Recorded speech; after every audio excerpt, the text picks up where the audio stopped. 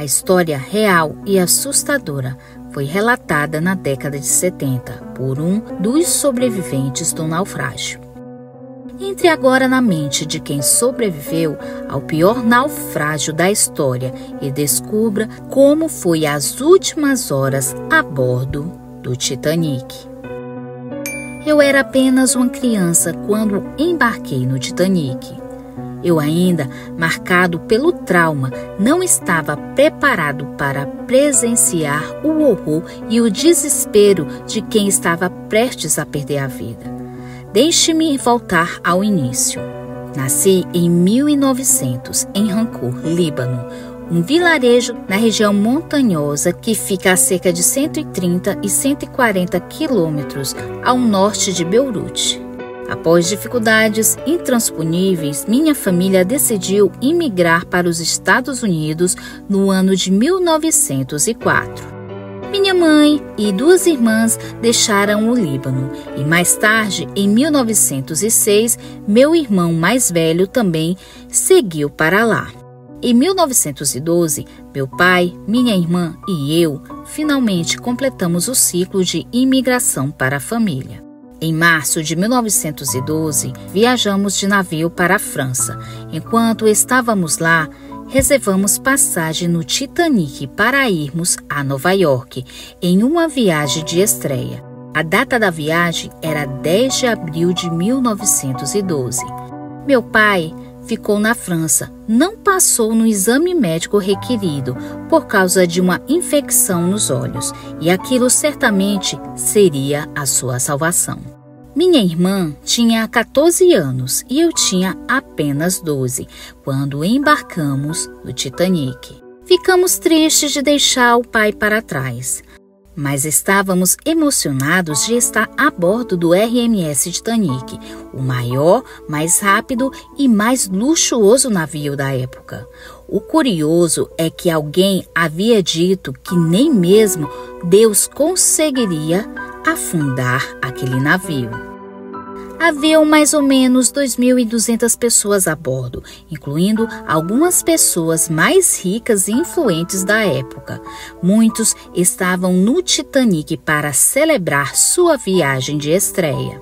A velocidade do navio era maior do que imaginávamos. A chegada a Nova York estava prevista para quarta-feira, 17 de abril. As águas estavam calmas e o clima estava muito frio, como esperado para a época daquele ano.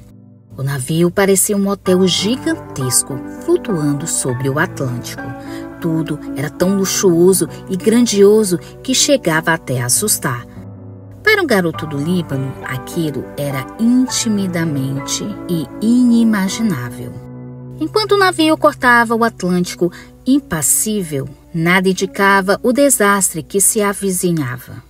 Estávamos na 3ª classe, mas fizemos amizade com um casal de meia-idade, talvez por pena de 2 crianças sozinhas em um navio daquele porte.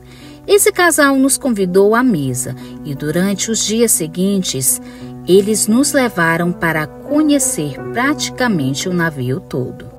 Os primeiros dias de navegação, todas as promessas daquela experiência foram superadas. Os jantares requintados eram preenchidos com música clássica e conversa animada. O vento batia no rosto, enquanto a lua iluminava a imersão do mar. Era como flutuar em um céu particular. No domingo 14 de abril, no 5º dia no mar, o tempo ficou especificamente frio, tão intensamente frio que não havia muitas pessoas no convés superior do navio. Ouvimos dizer que havia sido emitido alerta sobre icebergs naquela área, mas não se esperava avistar nenhuma em nossa rota. Portanto, o Titanic manteve sua velocidade máxima. Entretanto, o comandante do Califórnia, outro navio que estava no Atlântico Norte, alertou novamente via rádio ao comandante do Titanic sobre possíveis icebergs em nossa rota.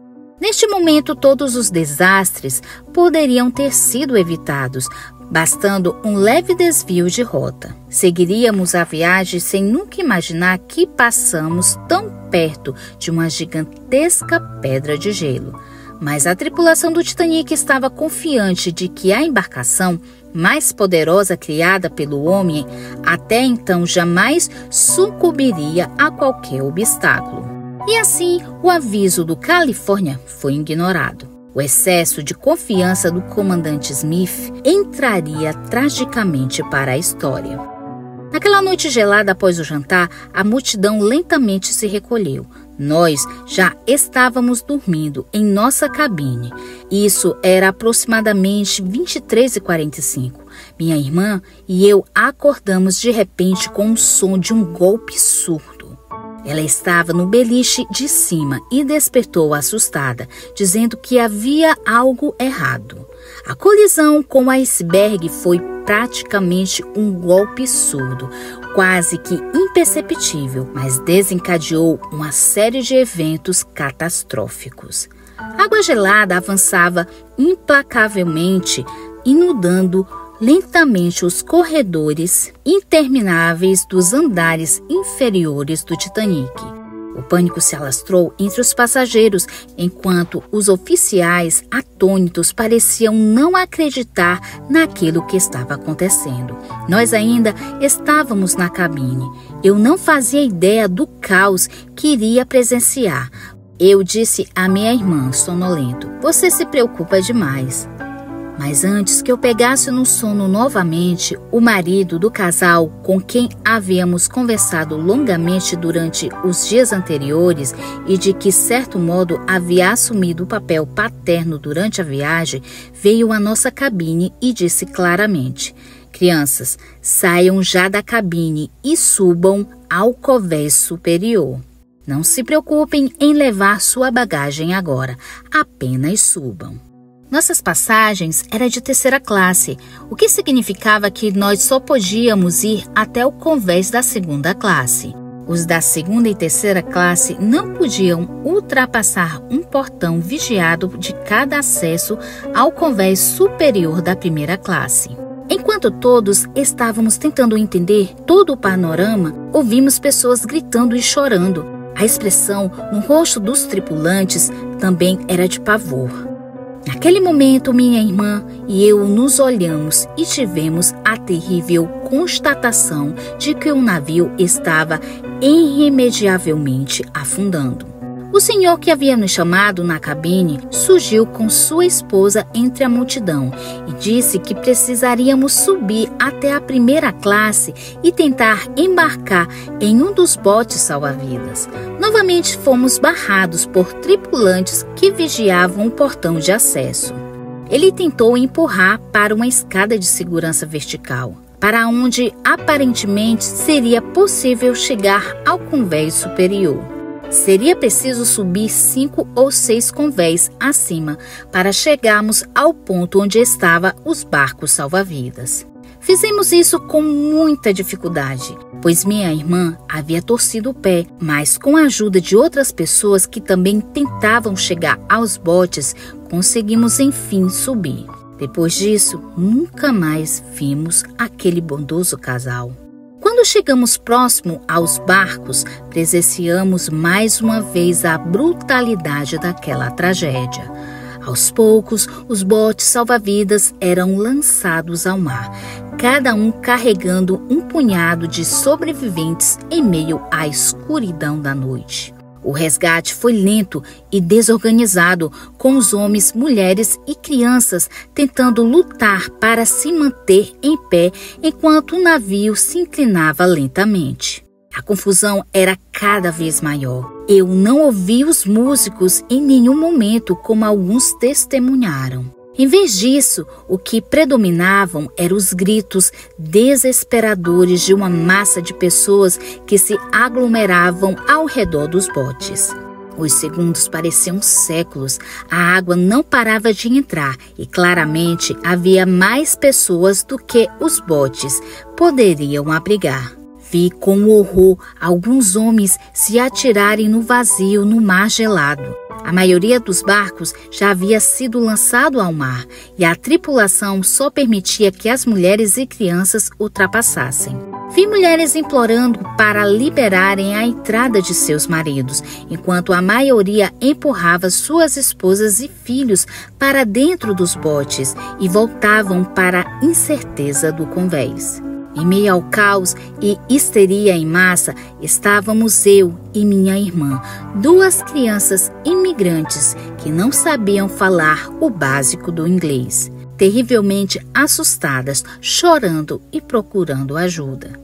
O último barco salva-vidas estava sendo lotado quando um homem de meia idade que estava com sua esposa grávida ajudou a entrar no barco salva-vidas. Então ele olhou para o convés e viu a aglomeração pedindo para entrar. Ele beijou a sua esposa na testa, despedindo-se dela, e ao redor, ao convés, agarrou a primeira pessoa que encontrou no caminho. Felizmente, eu estava no lugar certo e na hora certa.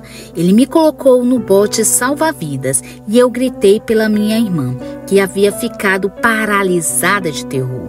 Com a ajuda dos outros, ela também foi empurrada para dentro. Quem era esse homem que certamente foi o responsável por termos conseguido desembarcar? Ficamos sabendo mais tarde que ele se chamava John Jacob Astor IV. Ele tinha então 48 anos e sua esposa Madeline, 19. Estavam viajando para os Estados Unidos porque queriam que seu filho nascesse lá. Muitas histórias foram escritas nos jornais contando como John Jacob Astor deu sua vida por um jovem imigrante. Com frio cortante dentro do bote, enquanto nos afastávamos do Titanic, pessoas choravam e outras pareciam incrédulas diante da cena de terror que acontecia bem diante de nossos olhos. O gigantesco navio sucumbia. Pude ver sua imponente figura ainda iluminada pelos últimos lampejos de luzes piscando e mergulhando lentamente na profundeza do oceano. O som das caldeiras explodindo, os gritos e lamentos somando as preces desesperadas inundavam nossas mentes de um modo permanente que nenhum de nós jamais seríamos capazes de esquecer.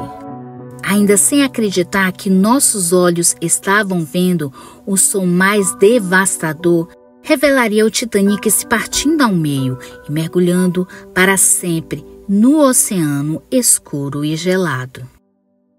Passamos a noite inteira à deriva, nos botes sob o fraco brilho da lua. Vimos um mar de pessoas flutuando sobre os escombros, apenas esperando seu destino final. A tripulação remou o mais longe possível do navio, pois haviam temores de que o mar surgisse qualquer objeto próximo demais quando o navio fizesse seu mergulho final. Isso não aconteceu, tampouco houve grandes explosões como alguns pareciam que haveria.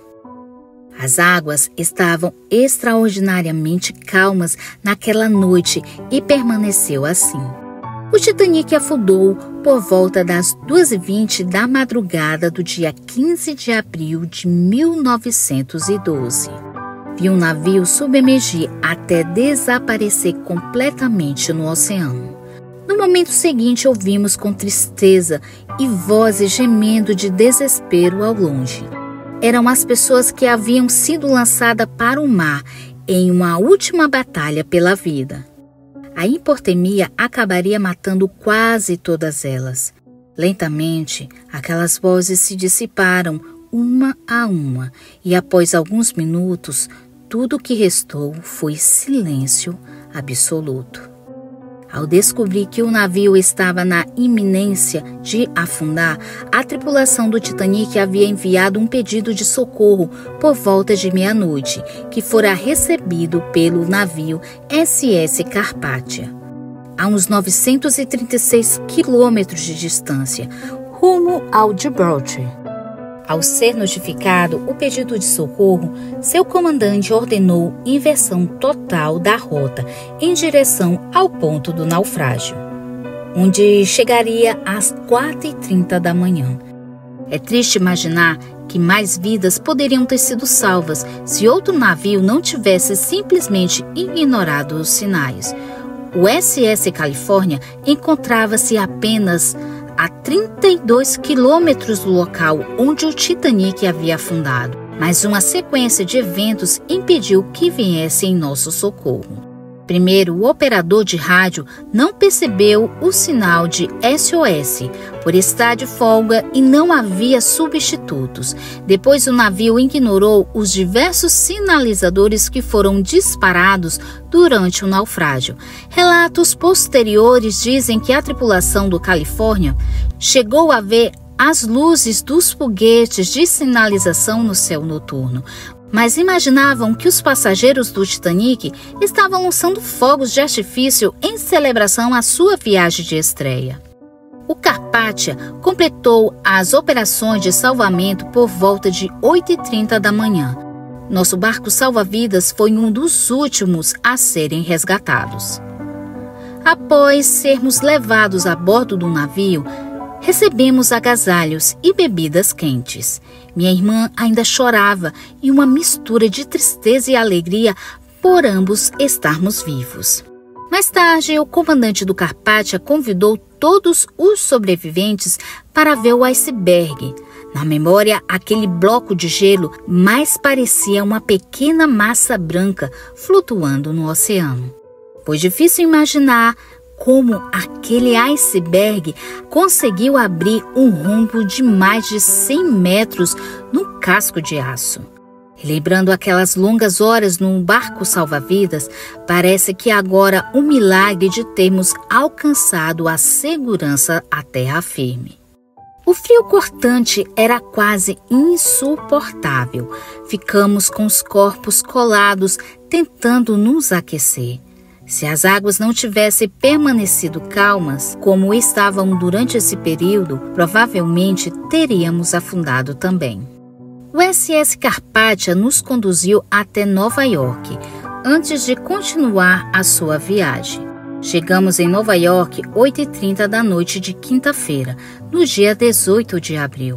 Ao chegarmos, esperávamos ser levados a uma ilha onde passaríamos pelo serviço de imigração. Entretanto, isto foi dispensado, considerando todo o sofrimento que os sobreviventes já haviam suportado. Fomos entregues à Cruz Vermelha, onde familiares esperavam encontrar seus entes queridos.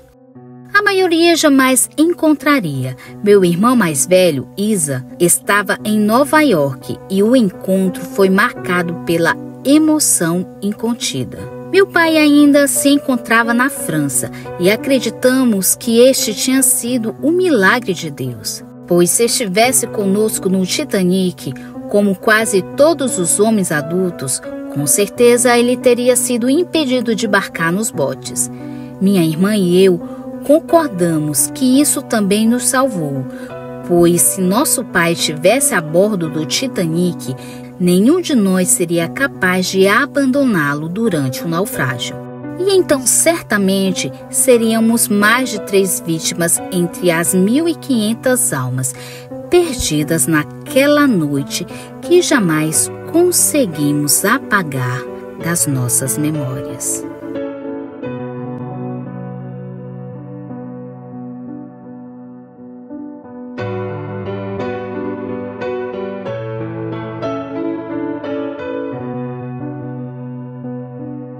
Muito obrigada pela sua presença. Se gostou do vídeo, deixe seu like. Se for novo por aqui, inscreva-se no nosso canal e assine o sino das notificações. Comente qual a sua cidade. Também aceitamos sugestões de vídeos. Se gosta do nosso trabalho e quiser nos ajudar, se torne membro ou dê um valeu. Também compartilhando os vídeos com seus amigos nos ajuda a alcançar mais pessoas. Desde já agradeço e até o próximo vídeo. Tchau, curiosos!